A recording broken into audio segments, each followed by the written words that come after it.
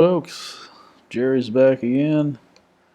This video I want to talk a little bit about if you're trying to do like dividend investing, meaning you're looking for an income producing stock.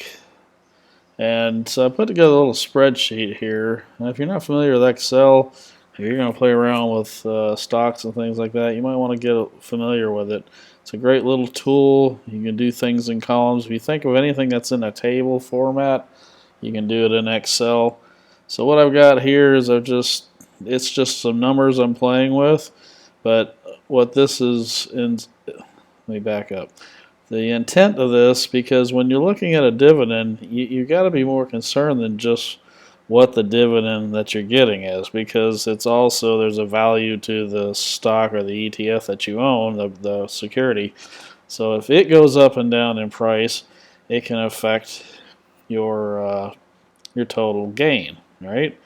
So in other words, if you get a real high yield, say you get a yield of $12, over the year per share, okay, but if you lose half the value in it, it's going to affect your total outcome. So like right here, I'm showing this one is $60, $12 yield. I'm just showing a slight price fluctuation. So that shows the price gain. The total gain is the yield plus the price change. And so this gives you the percentage that you made off of what you invested. And that's important because, for example, again, if all you were focused on the yield, you think, oh, this is a great investment. But what happens if this goes down to, say 55 a share? Okay, now all of a sudden your total gain, yeah, you still got $12 here, but you only made 12%, where before, if you were basically maintaining your 60, I think I had it at 60.45, you'd be making 21%. So that's a big difference. What if this went down to 45 a share? Now you're at a loss. Okay, so yeah, yield is there. Probably wouldn't be, but anyways. But the point being is, you can't just look at that. You have to look at both factors: the yield, that's why you're investing in it, and also the value of it, whether if it goes up or goes down. But take this back to 60.45. Now, one of the reasons I showed this was I wanted to point out that just because an ETF or a security costs more per share and you get a nice yield doesn't mean it's the best investment.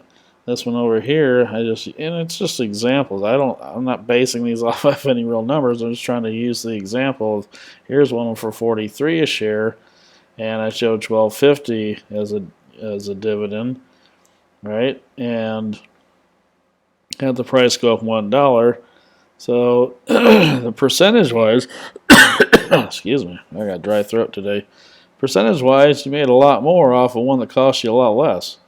So you want to set up a little bit of a spreadsheet. Now, how am I doing this? All right, this is just a number I input, the initial price I paid. This is the 12-month average yield. You can look, I'll show you how to find that or estimate it, right? Current price. This is just what's it trading for today, right? If I were checking it. If I were doing this type of investment, I would be checking this probably a couple of times a month, maybe a little bit more, maybe a little less, just depends on, what your comfort level is. Okay, and then like here, this is a formula. When you do a formula in Excel, you can see basically this is adding or summing. It's C2, that's this number, minus A2, that's this number. So all I'm doing is I'm calculating the difference in price.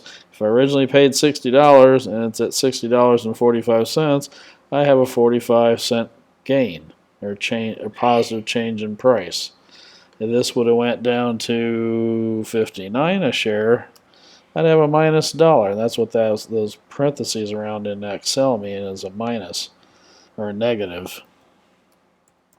Okay, so then total gain is I'm adding the yield plus the price change, and that's the total gain. And the percent is simply dividing this number by this number. So I'm looking at the total gain divided by how much I paid for it. In other words, it's kind of like the cost of money. What are you getting out of that money? Or another way, it's the interest that you're earning. Kind of like if you had a savings account, right? That's kind of the effect you're trying to accomplish when you're doing dividend investing. So let's look at this in maybe more real life.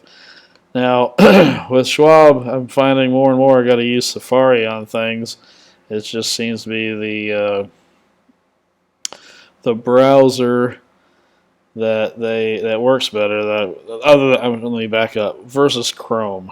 Okay, I don't know why, but anyways, not a big deal. ETFs, I like ETFs. If you like stocks, go over to stocks. But I'm looking at ETFs, and you see these criterias down here. I'm gonna look at the distribution yield, and these are some pre-arranged search criteria. So greater than 6%. Tells me I got 168 securities that fall into that category. Okay. So now if I click here on distribution yield, because what happened, it went from the smallest to the largest. I just flipped it around the other way because I want to know which ones are making the greatest yield. So let's look at, here's one just for an example. Okay. I'm going to click on it. Now again, we're searching under the distribution. So, and right now I've got it set to 1 day just so you can see what it was today. Alright, so you look back at my spreadsheet, I had one where I was looking at around $60. Okay.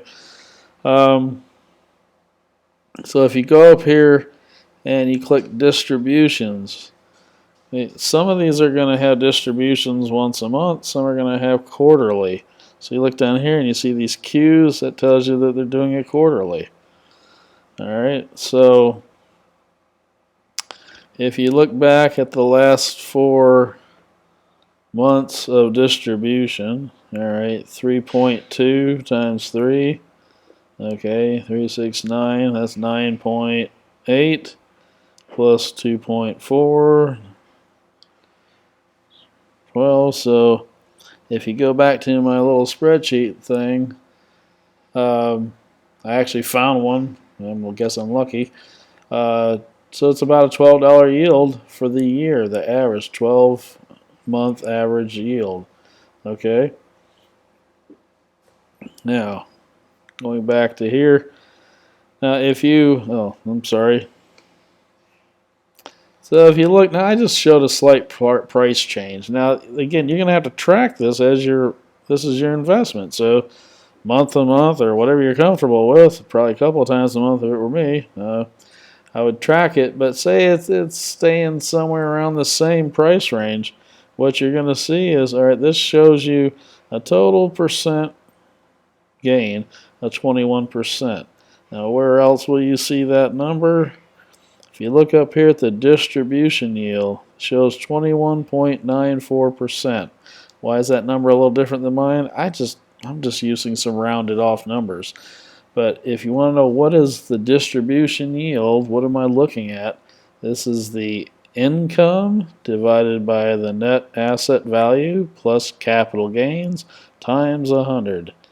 Big fancy formula to kind of get you right back to what I just showed you. In other words, there wasn't a whole any capital gains there. You got your net asset value, and here's your income that you got from it. So the bottom line is, the price, if the price didn't fluctuate much, a spreadsheet will show you how to compare apples to apples. And that's really what I'm trying to show you what to do. Is if you're comparing the ETF, if you're a security and you're looking to do it for dividends, you want to kind of get an idea, well, how much am I going to make off of this thing? So if I were to buy this right now today, and unless something real, like the market crashes, well, it is what it is, right? But if it doesn't crash and this maintains the same, I got a good chance I'm going to make 21% off of this. as as an income. Now, am I netting the 21%? Well, for the most part, it's there wasn't what I'm showing here wasn't not a whole lot of change in price, but the yield. So you say, well, $12 isn't much. Well, that's over the year, and that's per share. So let's say you had 1,000 shares. Now it starts getting a little more interesting, doesn't it? Or maybe you had 100 shares, okay? Because that's what you could afford. You just sit on it, and so you make $1,200 a year off of that one. Well, if you have several others, um, you're looking at generating an income without working, and that's what this is all about. So I'm hoping this makes some sense. It's not a technique or an aspect that I'm using right now, but I believe I'll probably be using it within a year or two, and start looking at doing that situation there where I'm trying to invest to create an income that's coming in. Okay, compared to the investing I'm doing now, which are a lot of high risk investments, but with the potential of extremely high gains. All right, I'm not really looking for a high gain on the price of the security. I'm looking to gain a distribution.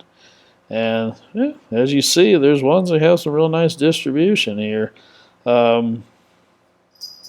If we go back, like one of the ones that just happens to be one of the ones I own right now is this guy right here, this REML. I believe that's, REML.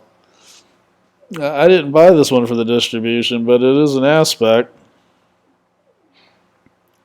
And here you can look at what the distributions. Now the distributions are following along with how well they're doing in the market, obviously. Now, if you're looking for a consistent income from an investment, all right, you don't have to be a genius on this one or what they do or anything like that. But if you look at this and you're wanting a consistent income, when I look at this distribution right here, right? And okay, yeah, their yield distribution looks nice, but man, look at this. I mean, it's just all over the place. Doesn't give me the warm fuzzy feeling as compared to when I look at the last one and I see consistency. When you're wanting a consistent income, then consistency starts. You just got to use your head on this stuff. And also, when you look at like the last one we were just looking at, that looks to me like you're trying to really gain a big touchdown. You know what I'm saying? Most teams that win a lot of football games, they just move that ball a little bit, a little bit, a little bit. Next thing you know, they're getting a touchdown. The ones that are constantly going for the big Hail Mary, not so successful. So same thing here. When I look at this, I see consistency. Okay, that went down a little bit. Well, the market's down. It's going to go back up. But when it was up, nice consistency. So I guess it just depends on what it is that you're looking for. I'm trying to give you an idea how you can analyze this stuff by yourself, for yourself, and what's important to you. Do I want to get 137%? Yeah, everybody would, but is it going to be there all the time? I don't know. If I buy one that's like this right now, chances are, it could be like this, a little later on. So anyhow, use these charts, use these curves to your advantage. Glean an understanding without having to do a tremendous amount of research into it. The only other thing I would caution you about is when you're looking at those distribution curves, when you see the D, that's a distribution. When you see an S, that's a split. And it could be a split in your favor or a split not in your favor, because remember the distribution is per share. So something to be aware of. Okay. I hope this helps. You got any questions, shoot me an email, jerrykite@gmail.com, jerrykite@gmail.com, and follow me on my YouTube channel there, and subscribe to it. It's free. I don't charge anything for this, and hopefully you'll get a little something out of it every time I put a video up. Hope you're having a great day. Take care. Bye.